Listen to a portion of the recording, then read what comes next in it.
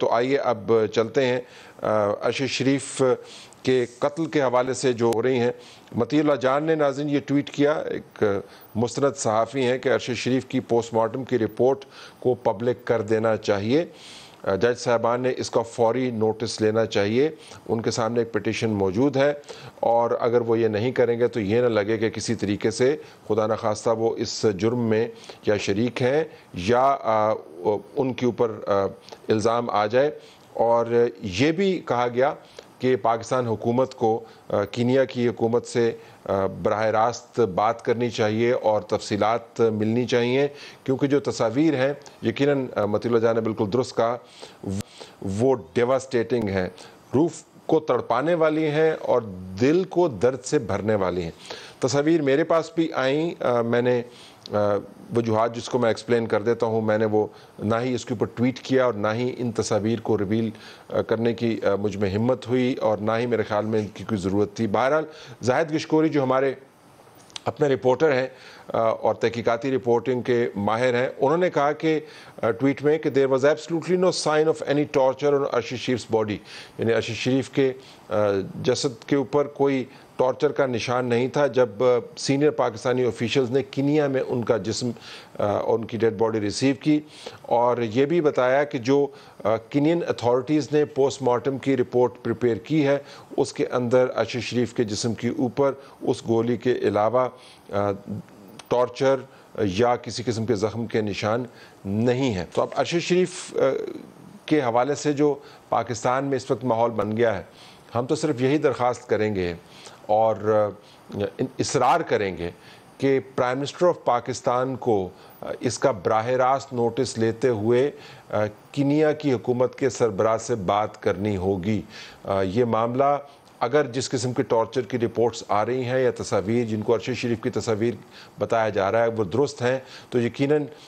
پہلے بھی ایک اندوناک خبر تھی اور رہے گی، اب تو یہ ایک نیشنل لیول کی بلکہ انٹرنیشنل لیول کی خبر ہے جس سے آپ منہ نہیں چرا سکتے، اور نہ ہی آپ کو حالات اجازت دیں گے کہ آپ اس معاملے کو پس پش ڈال دیں۔ دوسری بات یہ کہ صرف تحقیقاتی ٹیم کو بھجوانے سے بات نہیں بنے گی، پاکستان کے فارن منسٹر کو فوراً کینیا سے رابطہ کرنا چاہیے اور ایک آدھ وزٹ کینیا کا بھی کرنا چاہیے۔ ارشد شریف پاکستان کا ایک مستند صحافی تھا، پاکستان کا شہری تھا، اس کی موت ویسے ہی معمہ بنی ہوئی ہے، اور اب جب ٹارچر کی خبریں آ رہی ہیں یا تصاویر گھوم رہی ہیں تو اس کے اوپر ہمیں مکمل طور پر تمام ریاستی وسائل کو ڈپلوائے کر کے جاننا ہوگا کہ مستند صحافی تھا، بہترین گواہ پاکستان کا شہری تھا، ارشد شریف کے لواحقین کی فیملی بن سکتی ہے، معمہ بنی ہوئی ہے، اور اب جب وہ بتا سکتے ہیں کہ ارشد شریف کو جب غسل دیا جا رہا تھا یا تصاویر گھوم رہی ہیں ان کے جسم پر تشدد کے نشان تھے یا نہیں تھے، لیکن میں دوبارہ گزارش کروں گا یہ فیملی کا پریروگیٹو ہے کہ انہوں نے ارشد شریف کے بارے میں معلومات کتنی فراہم کرنی ہے، ہمیں اس کے اوپر اسپیکولیٹ نہیں کرنا چاہیے، لیکن اس معاملے کو ہم یہاں پر نہیں چھوڑ سکتے۔ تو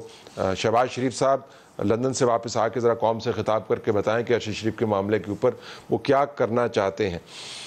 اس کے ساتھ جڑا ہوا ہے کرکٹ کا ایشو، ذرا کراچی چلتے ہیں اور جانتے ہیں کہ کراچی کے ہمارا جو سوشل میڈیا کا سیکشن ہے وہ ہمیں کیا بتا رہا ہے۔ شاہین سلیم، السلام علیکم۔ وعلیکم السلام۔ جی بتائیے گا کہ ہندوستان کا تو بینڈ بج گیا بھائی، یہ تو بڑی ان کو مار لگی۔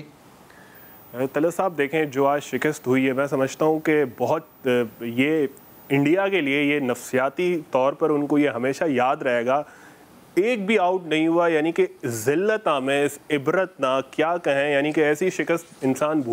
بھول نہیں سکتا جو آج انڈیا کے ساتھ ہوا ہے۔ انگلینڈ کے جو دو اوپنرز ہیں انہوں نے یہ کام کیا ہے، تو ٹرینڈ اگر ہم دیکھیں، کرکٹ آپ کو پتہ ہے پاکستانی قوم کرکٹ کی دیوانی ہے، تو جس طرح کل سے ٹرینڈز آج بھی کرکٹ کے حوالے سے ہی چل رہے ہیں۔ جو میچ ہوا ہے انگلینڈ کا اور انڈیا کا، یہ ٹرینڈ کر رہا ہے اس وقت نمبر 1 پر، اور 4.5 لاکھ ٹویٹس ہو چکے ہیں، اور یہ صبح سے ٹویٹس اس پر آنا شروع ہیں، ٹرینڈ بننا شروع ہوا تھا، اور کافی اس کے علاوہ ٹرینڈز بن گئے، ٹیم انڈیا پہ ایک الگ سے بن گیا ہے، ان کے کپتان پر بن گیا ہے روہت شرما پہ، اور گریس ایک چل رہا ہے ٹرینڈ جو عرفان پٹھان نے کہا تھا کہ ہمارے پڑوسیوں میں گریس نہیں ہے، تو اس پر بھی لوگوں نے کافی ٹویٹس کیے ہیں۔ تو کرکٹ ہی چھایا ہوا ہے اس وقت ٹرینڈز کے، اگر ہم انٹر پیج کو دیکھیں، اور پھر اگر کچھ دلچسپ ٹویٹ بھی میں دیکھ رہا تھا، وہ آپ نے آپ کے پاس بھی ہوگا ناظرین کو اگر آپ دکھائیں، وہ جب میچ ہو رہا تھا تو بہت پھینٹی لگ رہی تھی، تو پھر وہ ٹیلی ویژن کے اوپر ایک میم سی، یا ہو سکتا ہے حقیقت تصویری ہو، کپڑا ڈال کے کپڑا اٹھا کے دیکھ رہے کہ کوئی آؤٹ ہوا یا نہیں ہوا، وہ کیا تھا؟ یہ بالکل ایک ہمارے پڑوسی ہیں، یہ انہوں نے ہی ایک ٹویٹ کیا ہے، انہوں نے کہہ رہے ہیں کہ Indian cricketer fans watching match, تو وہ ایک تصویر ایسی لگائی ہوئی، اس پہ پردہ رکھا ہوا ہے اور وہ ہٹا کے پردہ دیکھ رہے ہیں کہ شاید ابھی کوئی آؤٹ ہو گیا ہو، لیکن آج جس طرح کٹائی ہوئی ہے بھارتی بالرز کی، میں نے ایسی کٹائی نہیں دیکھی کبھی بھی کہ اتنا کسی نے ان کو دھویا ہو. اور دیگر ٹویٹس کو اگر ہم ایک نظر دوڑا دیں تو ہار پر بھی ان کی ٹویٹس میں ایک ٹویٹ ہوا ہے جس میں بابر اور وراٹ کوہلی کو رکھا گیا ہے. اس میں اس طرح بتایا گیا ہے ایک ٹویٹ کرنے والے نے کہ ہیلو بابر، یہ فائنل میں کیسے آتے ہیں، اور پھر نیچے بابر کی تصویر لگائی گئی ہے، اس پہ لکھا گیا ہے کہ ایمانداری سے. اچھا، اس کا بیک گراؤنڈ یہ ہے کہ جو فیور میں کچھ امپائر کے فیصلے گئے ہیں انڈیا میں، تو اس کو کریکٹ اس صورت میں کیا گیا ہے کہ ایمانداری سے کھیلو، امپائر کو نہ ملاؤ، آپ جیتو گے. تو ایک اس طرح کا بھی ٹویٹ ہوا ہے. اور پھر شہباز شریف، ابھی جس طرح آپ بات کر رہے تھے، انہوں نے بھی ایک بڑا دلچسپ ٹویٹ کیا ہے، ویسے اس کو ہم میمز میں بھی لے سکتے ہیں. وہ کہہ رہے ہیں سو دس سنڈے اٹس 152، یعنی کہ کوئی آؤٹ نہیں ہے، اور پھر انہوں نے ورسز لکھا ہوا ہے 170. تو وہ ایک طرح سے ایک مزاحیہ تنقید بھی کر رہے ہیں اور سارے بیچ میں انوالو بھی ہوئے، سارے بیچ میں انوالو ہوئے ہیں. لیکن بہرحال ہمیں یہ دھیان رکھنا چاہیے ابھی ایک فائنل باقی ہے، اور میں دوبارہ کہوں گا کہ انڈیا کی ٹیم ہو، پاکستان کی ٹیم ہو، کوئی بھی ٹیم ہو، اگر آپ اپنی ٹیم کے لیے روٹ کرتے ہیں، اس کو سپورٹ کرتے ہیں تو بہت اچھی بات ہے، لیکن